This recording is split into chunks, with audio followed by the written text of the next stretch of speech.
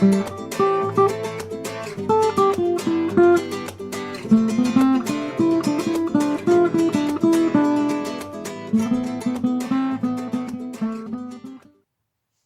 chicos, ¿qué tal? ¿Bien? Sí.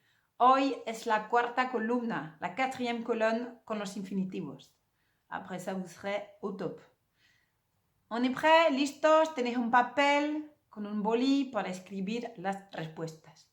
Bien, ¿cómo se dice en español? Connaître. Sortir du collège. Savoir. Mettre. Avoir. Regarder la télé. Alors là, je vous demande les deux verbes être en espagnol. Alors si vous allez pouvoir me les dire. Comment se dice être sur son téléphone, être sur son portable et aller au collège. Ensuite, ¿qué significa hacer? ¿Qué significa hacer deporte? ¿Qué significa hacer los deberes? Después, salir. ¿Qué significa salir? Ir, decir, dar y ver. Bien, ¿habéis terminado? Ahora a corregir. Alors, connaître. Comment se dice connaître? Se dice conocer. C'est un verbe semi-irrégulier. Semi-irrégulier, j'ai expliqué que c'est la première personne qui est irrégulière, uniquement la première personne. Par exemple, je te connais, a ti te conozco, avec un Z. Donc c'est irrégulier. Et le reste de la conjugaison, c'est comme comer, puisque ça se termine en ER. Sortir du collège, c'est dice salir del colegio, ou salir del cole, pour le diminutif.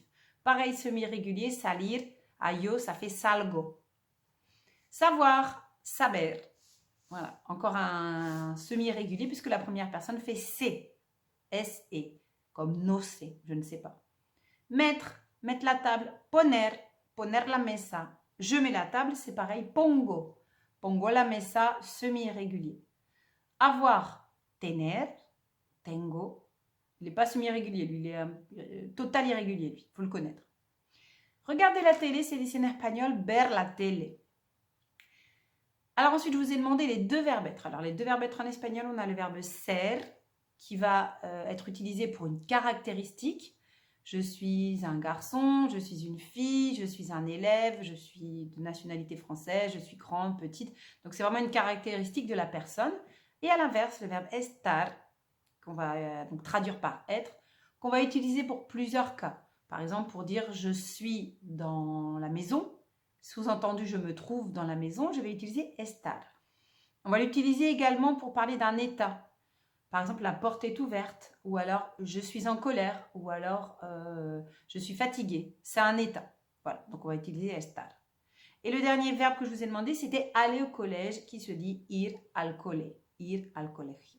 La première personne de ir, ça donne voy, V-O-Y. Bien, ahora, ¿qué significa hacer? Hacer significa faire. Semi-irrégulier, première personne de hacer, ça fait hago. Bien, hacer deporte significa faire du sport. Hago deporte. Hacer los deberes significa faire ses devoirs. Después, salir significa sortir. Salir es salgo, primera persona. Ir significa aller. Decir significa dire, je te dis la vérité, te digo la verdad. Dar significa donner, doy, première personne. Y el último verbo es ver. Ver significa voir. Bien, espero que todo bien para vosotros, ¿no, chicos? Que habéis podido conocer todas las respuestas. Bueno, os digo hasta la próxima y suerte para los controles de español conmigo. Hasta luego.